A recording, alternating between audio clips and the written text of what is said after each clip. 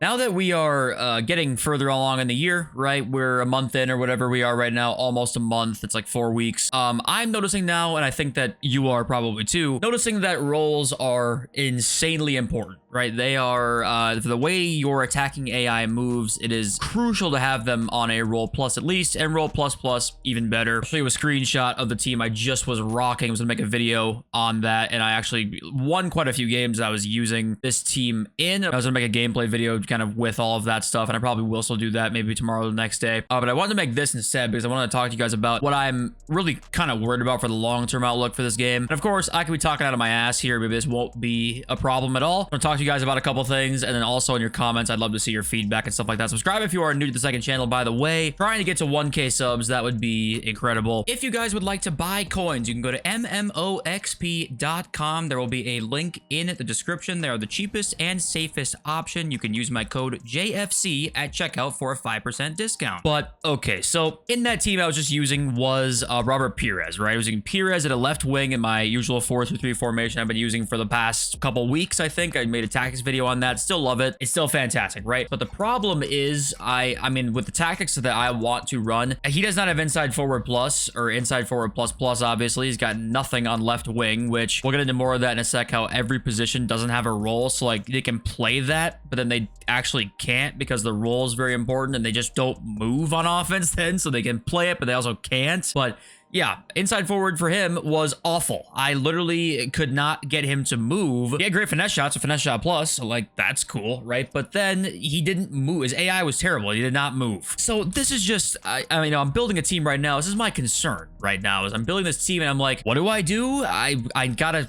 factor in what, and then but then there's that, and then there's this, and it's like, oh fuck, I forgot about this, and then oh the playstyles are bad. It's like there's so many goddamn things to think about. Like think about all the things now that we need to think about when building a team. And this is, I think, intentional. We'll talk about that in a sec. First of all, obviously, we need good chemistry. That's fine with me. We want some squad building parameters. We want to make it a challenge of some kind, right? I actually like chemistry in the game. Some would just say nothing at all would be perfect, which I wouldn't even hate, but I like chemistry being in the game. Okay, but chemistry, obviously we have card stats, right? Stats are very important, of course. You got to have good stats on your cards to compete. All encompassing there, obviously, is skill moves and weak foot as well, right? That's obviously something. It's like, okay, but then we got play styles to think about. So, all right, so a striker like Erling Haaland, who I was going to maybe try and use, is like, okay, no finesse shot is pretty important. Like, yeah, he's got high finishing, but the no finesse shot means you can't do certain things. Like, finesse shot is going to be extremely difficult to do without finesse shot trait. He's got, you know, ball control 83, but then he doesn't have first touch playstyle. So it's like, what's his ball control? Well, it probably isn't that high, or at least as high as some other cards would be. The short pass 77, but then you have like tiki-taka playstyle possibly. That would help with that. And that some cards with 77 passing or short passing would feel better. So what's his passing really? Probably not that high. Is 88 pace, but then no rapid or quick step. So is it really the same pace? We have stats, and then we have play styles really that, like, you know, are a super, super important piece in building a team and like what players are good or not. So think about all that stuff. It's a lot of stuff already to think about, right?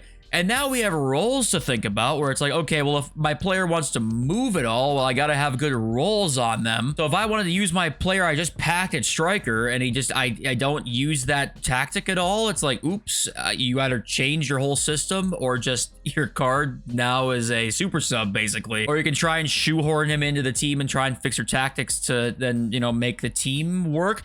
And then you have that whole aspect of the team has to work. So let alone you have all these different things just to select a certain player in your team that you think might be good. Then the collection of players has to work together and make a good team still. And then you have the tactics itself, which I can't even click on right now, team management, all the tactics itself. So there are like a trillion things to think about in terms of why your team isn't playing well or how your team is playing or why is this not happening? Why is this happening? Good luck finding out because you're gonna have to change so many things. There's so many things to think about. And I think the reason that this whole thing even exists in the first place is just to make cards better over time, right? They want to have incentive to, like, every promo comes out, the cards are better than the last one. They're all all going to have more roles. They're going to have more of this, more of that. That's the whole reason they want you to spend FIFA points the whole year. Whereas if they drop cards where you wouldn't theoretically need to upgrade a month in, that would to them be possibly a problem where you might get complacent. You might not care about upgrades for a month or two, right? That's an issue. So I'm just sitting here talking because I'm just like, people are going to get tired of this. People are going to get tired of building teams and thinking about all of this stuff. Maybe they won't. I know I could be wrong, I guess, but it's so restrictive to me that I don't think this works. I don't think it does. I don't think it's going to for the long term. Maybe it will when it gets easier to build teams with better cards. But as of right now, there's just, you basically have to try and pick your sacrifices.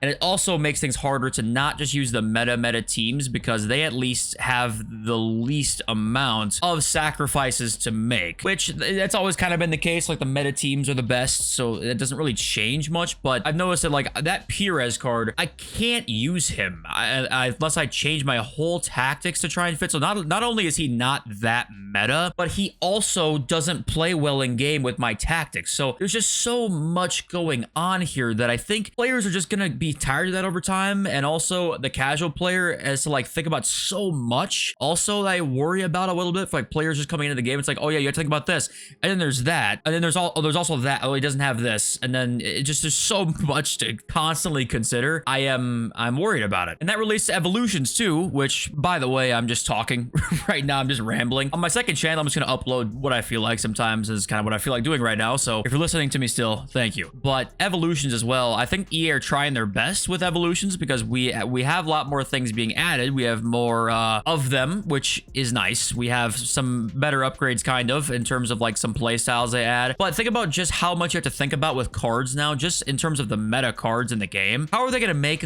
evolutions that are lower rated cards? Like say I want to take this 75 rated common, my Minnesota United player, Robin Lod. Okay, my Minnesota United legend. Look at his playstyles. And I got to hope an evolution comes out with Incisive Pass that I need in my team basically to have him be useful at any point this year. Evolutions aren't actually like pick your own player, make them insane, because you can't really. You can make them a lot better, which is still a fantastic feature. I don't want to hate on it too much, but can you actually make them meta?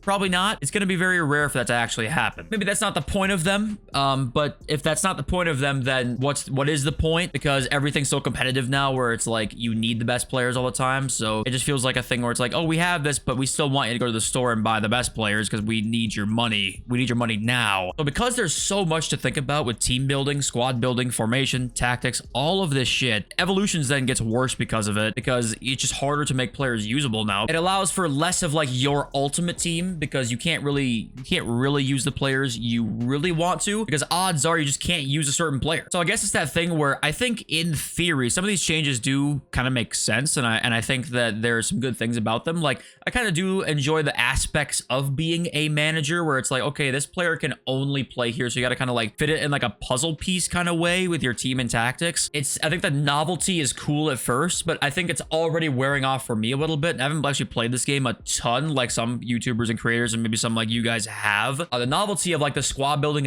is wearing off to me a little bit. There's just so much to think about. I want to use my favorite players and favorite ways and actually like be able to compete. It's like if we're being realistic here, gaming has changed to where like the meta is the meta now, and you're always gonna have people using it. Like that's just how it is. So what are ways that EA can make it so that you don't have to abide by the meta constantly and still compete reasonably? I don't know the right answer to that question per se, but I just know that right now to me, I just don't know if this is working, and I don't think it's probably going to in the long term. And I'd like to hear what you guys have to say about it, because I just building this team right now, I'm just sitting here like, what? Okay, well there's this, and then oh shit, well I gotta think about this, and then all the chemistry, and then oh, but then there's my left back is like the play styles are terrible on John Arisa, who apparently people say is good in the game, but he has no play styles at all. So like, is he good? Maybe. I have Griezmann a false nine, and Holland a poacher, but Holland doesn't have finesse shot, and I want to use finesse shots because like that's realistic and everybody can do finesse shots really, but then in this game you need the play style to do it, and you need rapid quick step now with the L1 speed boost patch, because you know you can't get around defenders because defensive AI is so good. I don't, there's just my brain is melting, and I hope this is not the case for most of you out there. Hopefully this is just a me problem, but it's like my brain's actually melting, and I hope that the novelty is not wearing off of the squad building right now. But hey, I don't know. What do you guys think? Please let me know in the comments. We'll read them in our next daily video on the main channel. Thank you for listening to me. I love you all. So peace.